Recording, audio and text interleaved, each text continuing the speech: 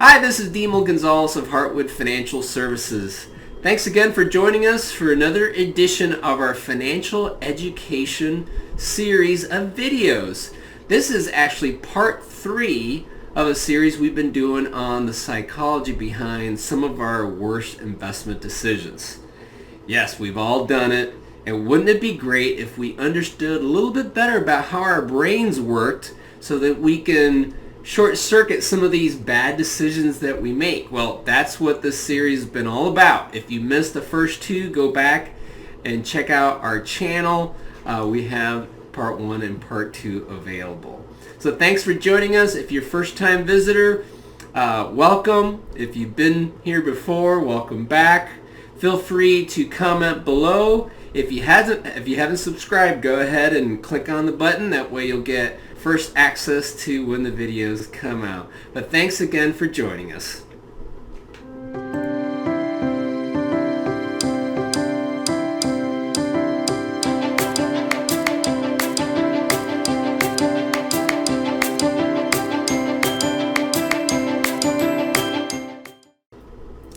So a quick reminder, why do we talk about our behaviors and how they affect our investing?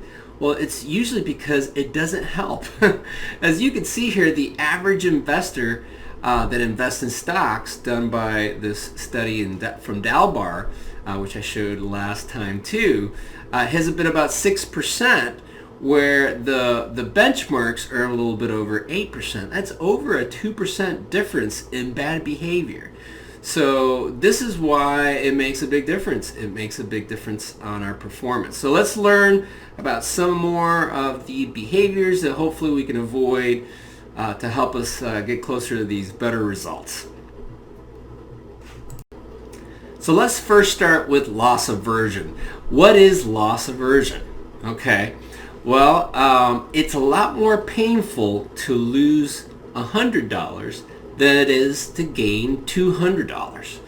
This is a proven fact. Psychologists have looked at how our brain works and how we react to these negative events. And I can tell you that in personal experience, I've seen this as well. It's also kind of like when you're shopping and you're looking at these Amazon reviews, you take the negative feedback with a lot more clout than the positive feedback. It's, again, just the way we're wired. So what can you do to counteract this? Well, first of all, you can maybe just try to understand that this is how it works. Have a strategy and stick to it. So that's the first thing. Now, sometimes that's easier said than done. Sometimes people need help with that. But that's definitely an important aspect of it. The last thing I would say is to avoid watching your portfolio and looking at the market as often if you really struggle with this, and I know a lot of people do. So maybe just checking in once a month at your portfolio instead of every 2 minutes. That can help with this loss aversion idea. Another behavior that I've noticed, and we all fall into this trap too, is no patience, sitting idle by. Our brains are wired to do something, all right? Especially when something bad is happening, we feel like we have to do something. I don't know if you remember the article that we wrote in our newsletter many years ago about the goalkeeper and how when there's a penalty kick in soccer, the goalkeeper's best chances of blocking the ball, which is not very high by the way, but the best chances is for them to just kind of stay in the middle, which is basically to do nothing, to be ready either way. And a lot of times they jump to the right and a lot of times they jump to the left, and it doesn't improve their odds. And we feel like we have to, and that's part of the reason why kicking the goal oftentimes right down the middle can be a very effective strategy for the kicker. And so once we understand this, it's great to know that how you combat this is really to, again, try to have a long-term plan.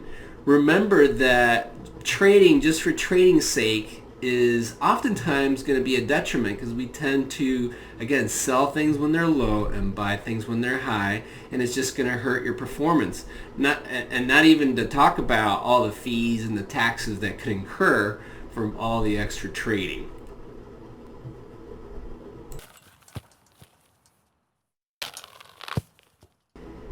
And the third behavior that really messes us up sometimes is this concept of gambler's fallacy. So basically what this means is that when something happens in the recent past, you think that, well, it's happened so many times in the past, it's bound to be something different in the future. Kind of like in this picture I have here of the roulette wheel. Imagine it lands on red 15 times. You might be tempted to put a lot of money on black on the next one, thinking, oh, it's bound to be something different in the future. But we forget that every time that wheel spins, there's a 50, well, maybe not exactly 50-50, but there's close to a 50-50 chance it's going to be either red or black. And it's the same way in the stock market. Just because we have a bunch of bad years doesn't automatically mean that it's going to be a great year the next year. We have to really do an evaluation of what's going on to really understand what could happen going forward.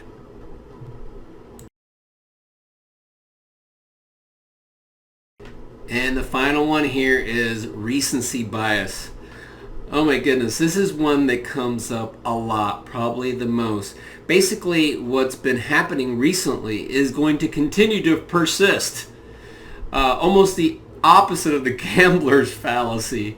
And so when the market's down, a lot of times we just think, well, this is what we've seen recently, so this is going to go on forever. And the opposite can be true. When something's going great, well, there's just no stopping it. What can you come up with that would slow this down? And so the reality is that it doesn't always happen that way. And the best way to combat this type of fallacy or bias is to really make sure you have a balanced portfolio. Don't just put all your money in growth stocks or value stocks or bonds.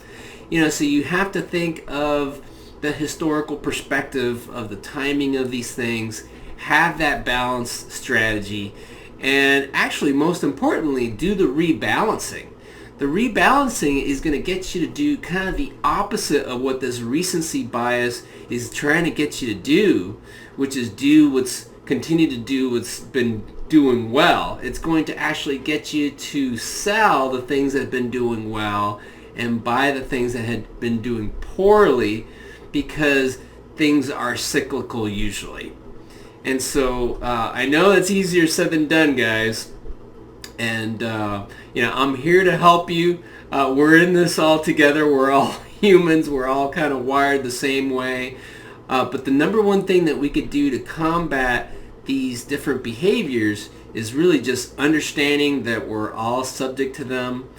But with knowing what they are, we could really work on improving them, and having an accountability person really can help as well.